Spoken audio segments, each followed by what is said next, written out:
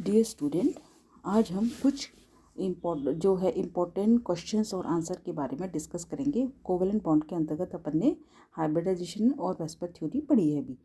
तो अब आज जो है हम इसमें हाइब्रिडाइजेशन के अंतर्गत हम कुछ क्वेश्चंस को अपन डिस्कस कर रहे हैं। तो पहला जो क्वेश्चन है वो है why hybrid orbital form stable bond. संकरित जो कक्षक होते हैं वो मजबूत बंध क्यों बनाते हैं, वाई। तो जैसे कि हम जानते हैं कि सामान्य कक्षकों की तुलना में जो संकरित कक्षक होती हैं वो अधिक क्या होती है, दिशात्मक गुण होती हैं। और ये जो है संकरित कक्षक जो है इफेक्टिव ओवरलैपिंग करके कोवेलेंट बॉन्ड बनाते हैंगे, और इसलिए कोवेलेंट बॉन्ड में अधिक एनर्जी मुक्त होती है। और इसलिए ये बॉन्ड कैसे होते हैं, हाइब्रिड जो संकरित कक्षक मजबूत बॉन्ड या स्ट्रॉन्ग बॉन्ड बनाते हैं। देन नेक्स्ट क्वेश्चन है, जल में अविलेय किन्हीं दो कोवेलेंट यौगिकों के सूत्र लिखिए और ये बताइए कि वो जल में अविलेय क्यों है। जल में अविलेय किन्हीं दो कोवेलेंट यौगिकों के सूत्र या फॉर्मूला लिखिए और बताइए कि वो जल में अविलेय क्यों है। एग्जाम्पल है CCCl4 and C6H6, carbon tetrachloride and benzene. ये जल में अविलेय कोवेलेंट कंपाउंड है। क्यों है? क्योंकि ये नॉन पोलर है, अध्रुवीय यौगिक है, जबकि जल क्या है, पोलर सॉल्वेंट है। ठीक है, और ये विलेयता का नियम है कि समान समान को घोलता है, इसलिए CCl4 और C6H6 जो है वो जल में अविलेय होते हैं। देन नेक्स्ट क्वेश्चन जो है वो, निम्नलिखित अणुओं में से किसमें संकरित कक्षकों की संख्या अधिकतम होगी। निम्नलिखित अणुओं में से किसमें संकरित कक्षकों की जो संख्या जो है वो अधिकतम होगी। जैसे जीनोन का टेट्राफ्लोराइड NH3 PCl5 CO2। अब इन सब में पहले हमको टाइप ऑफ हाइब्रिडाइजेशन के बारे में पता होना चाहिए। ठीक है, तो XCF4 हमें पता है कि इसमें sp3d2 हाइब्रिडाइजेशन पाया जाता है। ठीक है, और इसमें अधिकतम कितने हाइब्रिड ऑर्बिटल होते हैं, 6 हाइब्रिड ऑर्बिटल्स होते हैं।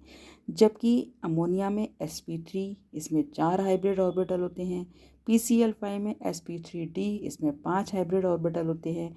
और CO2 में वो sp हाइब्रिडाइजेशन, जिसमें 2 हाइब्रिड ऑर्बिटल होते हैं। तो सबसे ज़्यादा किस में हो गई संकरित कक्षकों की संख्या, XCF4 में क्यों हो गई, वो इनकी हाइब्रिडाइजेशन के आधार पर कि maximum number of hybrid orbital किस में है, जो है वो XCF4 में है।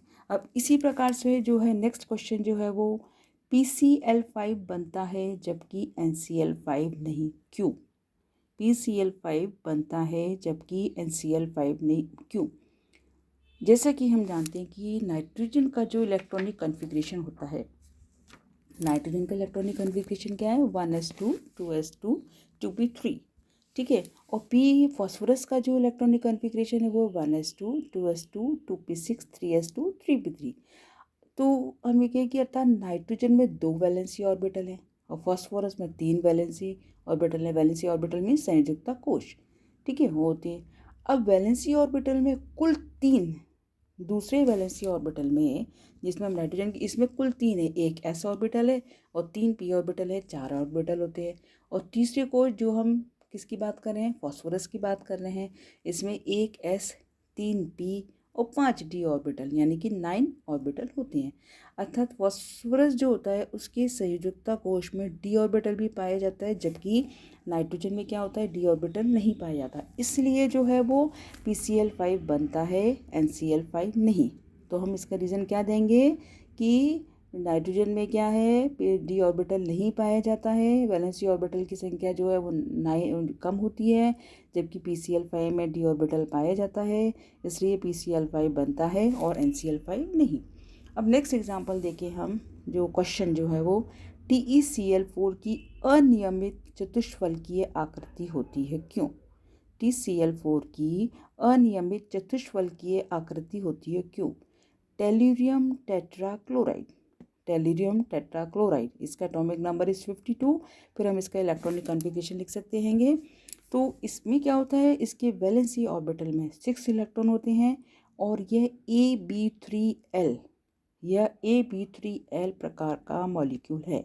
TeCl4 में sp3d हाइब्रिडाइजेशन पाया जाता है। AB4L मीन्स एक इसमें क्या आ गया, लोन पेयर ऑफ इलेक्ट्रॉन आ गया। एक इसमें क्या आ गया, लोन पेयर ऑफ इलेक्ट्रॉन आ गया। इसमें क्या है, 4 बॉन्डिंग पेयर हैं और एक क्या है, नॉन बॉन्डिंग इलेक्ट्रॉन पेयर पाया जाता है। तो और इसके कारण लोन पेयर ऑफ इलेक्ट्रॉन की उपस्थिति के कारण TeCl4 की आकृति क्या हो जाती है, अनियमित चतुष्फलकीय स्ट्रक्चर हो जाती है। ठीक है, तो इस प्रकार हम कई सारे मॉलिक्यूल्स जो है एग्जाम्पल और छोटे छोटे शॉर्ट क्वेश्चंस के बारे में हम आसानी से बता सकते हैं। पर इसके पहले हमें कंप्लीट जानकारी होनी चाहिए जो भी हम टॉपिक पढ़ रहे हैं। जैसे थोड़ी देर के लिए हम हाइब्रिडाइजेशन लिया, type of hybridisation with example. ठीक है, जब एक एक एग्जाम्पल हम पूरा उसको हाइब्रिडाइजेशन के आधार पर उसका जो अपन पढ़ लेंगे तभी हम उसको क्वेश्चन को ईजिली सॉल्व कर सकते हैं। Thank you.